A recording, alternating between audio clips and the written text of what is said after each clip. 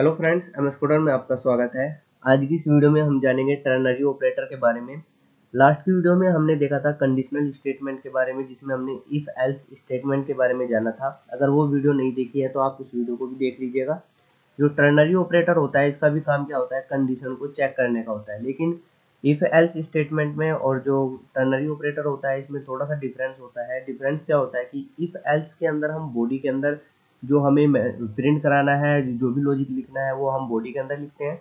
लेकिन जो ternary operator होता है, उसमें हम एक लाइन के अंदर ही क्या करते हैं, अपनी कंडीशन भी देते हैं और जो स्टेटमेंट होता है वो भी हम देते हैं।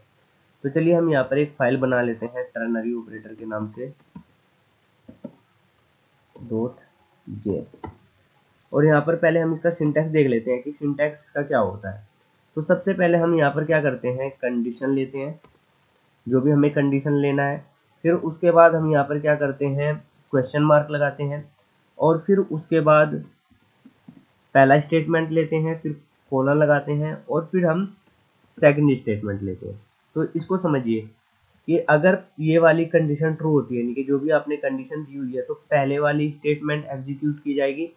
अगर ये कंडीशन फॉल्स हो जाती है तो जो दूसरी स्टेटमेंट होती है उसको एग्जीक्यूट कराया जाएगा। और एग्जीक्यूट कराने के बाद जो भी आपका रेस्पॉन्स होगा, यानी कि एग्जीक्यूशन में जो भी आपको रिटर्न कराना है, उसको वो रिटर्न कर देगा। तो चलिए इसको हम प्रोग्राम में इम्प्लीमेंट करके देखते हैं। तो कंडीशन हम ले लेते हैं, जैसे हमने एक वेरिएबल बनाया है यहाँ पर ए नाम का, और इसके अंदर हम 10 ले लेते हैं। इसी तरह से हम एक वेरिएबल बना लेते हैं बी, और इसके अंदर हम 20 ले लेते हैं। अब यहाँ पर पहले हमें क्या करना है, कंडीशन अप्लाई करनी है। तो हम कंडीशन ले लेते हैं, अगर ए ग्रेटर है बी से, यानी कि ये हमने कंडीशन लगा दिया। फिर उसके बाद आपको क्वेश्चन मार्क लगाना है, और क्वेश्चन मार्क के बाद अगर ये कंडीशन ट्रू होती है तो पहली स्टेटमेंट जो आप एग्जीक्यूट कराना चाहते हो वो आप यहाँ पर दे दीजिएगा। जैसे मैं दे देता हूँ यस। और फिर आपको उसके बाद कोलन यूज करना है, और फिर दूसरी स्टेटमेंट देना है जो कि कंडीशन के फॉल्स होने पर एग्जीक्यूट की जाएगी। तो यहाँ पर मैं दे देता हूँ नो। और ये जो भी रिटर्न होगा, यानी कि अगर ये कंडीशन ट्रू होगी तो यस रिटर्न होगा, अगर ये कंडीशन फॉल्स होगी तो नो रिटर्न होगा। तो उसको हमें एक वेरिएबल के अंदर स्टोर करके रखना है। तो यहाँ पर हम ले लेते हैं वेर, और यहाँ पर ले लेते हैं हम रिजल्ट। तो इस तरह से, और इसको हम इस तरह से राउंड ब्रैकेट के अंदर भी ले सकते हैं, ये ऑप्शनल है। अगर आपको राउंड ब्रैकेट यूज करना है कंडीशन के लिए तो आप राउंड ब्रैकेट भी यूज कर सकते हो।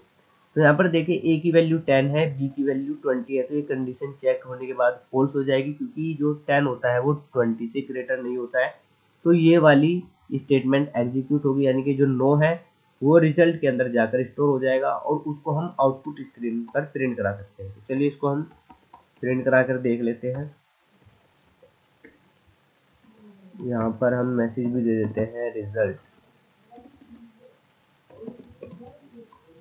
यहाँ पर ले लेते हैं हम रिजल्ट, और इसको हम एग्जीक्यूट कराते हैं। तो एग्जीक्यूट करने का तरीका क्या होता है, अपनी जो भी आपकी फाइल है उसका फाइल लेना है। उससे पहले आपको नोड टाइप करना है, फिर फाइल का नाम यूज करना है। तो फाइल का नाम क्या है, ternary.js, और एंटर की प्रेस करना है। तो देखिए यहाँ पर आउटपुट में आपको क्या मिल रहा है, नो मिल रहा है। नो क्यों मिल रहा है, क्योंकि ये कंडीशन फॉल्स हुई है। अगर हम यहाँ पर क्या करें, ए की वैल्यू को हम 100 कर दें और बी की वैल्यू को हम 20 रहने दें, तो अब की बार ये कंडीशन ट्रू हो जाएगी। और जैसे ही ये कंडीशन ट्रू होगी तो ये वाला एग्जीक्यूट होगा, यानी कि यस रिटर्न होगा, वो रिजल्ट के अंदर आकर स्टोर हो जाएगा, और उसको हम यहाँ पर क्या करा देंगे, प्रिंट करा देंगे। तो चलिए दोबारा से इसको हम रन करके देख लेते हैं। तो आप देख सकते हो आउटपुट में आपको क्या मिल रहा है, यस मिल रहा है।